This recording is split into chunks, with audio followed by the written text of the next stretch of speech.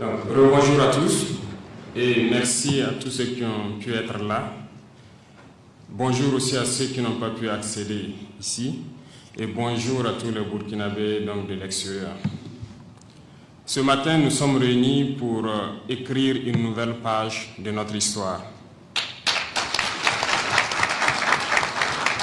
Une nouvelle page parce que nous avions été conseillés, mais nous n'avons pas écouté. D'autres ont osé, nous ne les avons pas accompagnés et nous relançons encore la machine cette fois-ci. Nous avons donc, comme les prédécesseurs l'ont dit, nous avons constaté que le modèle économique qui nous a été imposé depuis quelques décennies ne produit pas de fruits. Nous avons pensé qu'on ne peut pas nous imposer une manière de nous développer parce que ces manières ne cadrent pas du tout avec notre vision, avec notre communauté, notre société. Je pense que de vous à moi, nos pays ont passé le temps à s'endetter et ne plus jamais pouvoir se financer pour investir dans des domaines clés. Au point qu'aujourd'hui, nous prenons donc des prêts pour rembourser des prêts. Comment est-ce qu'on peut se développer dans ce contexte? Et c'est normal que ces institutions qui nous prêtent l'argent ne veuillent ou ne souhaitent pas que nous puissions donc nous en sortir. Si je vous prête de l'argent, moyennant des intérêts, il est normal que je mette tous les moyens pour que cet argent ne vous serve pas à vous départir de moi. Et donc, ça pose un problème. Nous avons donc aussi réfléchi et nous nous sommes posé beaucoup de questions. Comment est-ce que nous pouvons avoir autant de bas-fonds riches en terre et que nous continuons d'importer par exemple du riz? Comment est-ce que nous pouvons produire de la tomate que des gens viennent payer à vil prix et encore nous réimportons de la pâte de tomate? Comment est-ce que nous pouvons produire des produits tels que le soja, le sésame et beaucoup d'autres produits oléagineux? Nous les exportons, mais nous réimportons de l'huile. Ce système que nous qualifierons d'impérialiste ne fait qu'enrichir la petite minorité que nous appelons la bourgeoisie et appauvrir les masses populaires. Il y a donc un déséquilibre qui nous a conduits petit à petit vers ce que nous savons, le terrorisme aujourd'hui.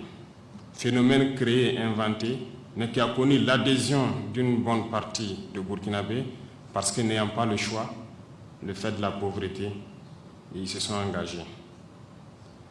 Nous pensons que cette nouvelle page qui s'inscrit et qui est en train de s'écrire ce matin doit pouvoir remédier à beaucoup de problèmes que nous connaissons, que ce soit l'emploi des jeunes et même ce phénomène de terrorisme. Je disais tantôt que les dévanciers tels que le ministre de l'économie l'a cité, Joseph Kizerbo, que ce soit Cheikh Anta Diop ou Souleymane Soulama, ont tous prôné ce que nous appelons donc le développement endogène et inclusif. Mais nous n'avons pas peut-être compris le sens donc de tout ce qu'il nous disait. Et plus tard, le président, feu capitaine Thomas Sankara, nous avait dit d'oser inventer l'avenir. Nous n'avons peut-être pas compris le message en son temps. Il a encore ajouté, produisons ce dont nous avons besoin. Transformons cela et consommons ce que nous produisons. Nous pensons que nous avons cette capacité. Et comment y arriver? Nous n'allons pas y arriver avec un système qui nous est imposé. Il fallait donc créer, il fallait inventer. En lisant, nous avons aussi vu dans le programme politique d'un éminent homme politique qui est ici présent dans la salle, j'ai nommé le professeur Laurent Bado, qui a passé son temps à nous rappeler qu'il fallait que nous fassions du développement endogène, le levier de notre socle économique. Mal compris ou je ne sais comment qualifier, nous avons décidé de mettre en pratique tout ce que nos devanciers nous avaient conseillé et que nous n'avons pas voulu peut-être écouter ou comprendre. Voilà pourquoi en février, nous avons décidé de créer l'agence pour la promotion de l'entrepreneuriat communautaire. Et cette agence, le travail que va faire l'agence doit rejoindre un travail que le ministère de la Jeunesse et de l'Emploi est en train aussi de développer. Si vous avez suivi ces derniers temps, nous avons lancé à FADA donc les bureaux qui doivent s'installer dans nos universités pour essayer de recanaliser nos étudiants vers l'emploi, la formation donc pour l'emploi. Ici, ce matin, nous sommes là donc pour lancer un appel à tous les Burkinabés, qu'ils soient sur le territoire ou de la diaspora, pour souscrire massivement à ce projet. Parce que l'avenir du Burkina, ne rêvons pas, ça ne viendra pas d'ailleurs.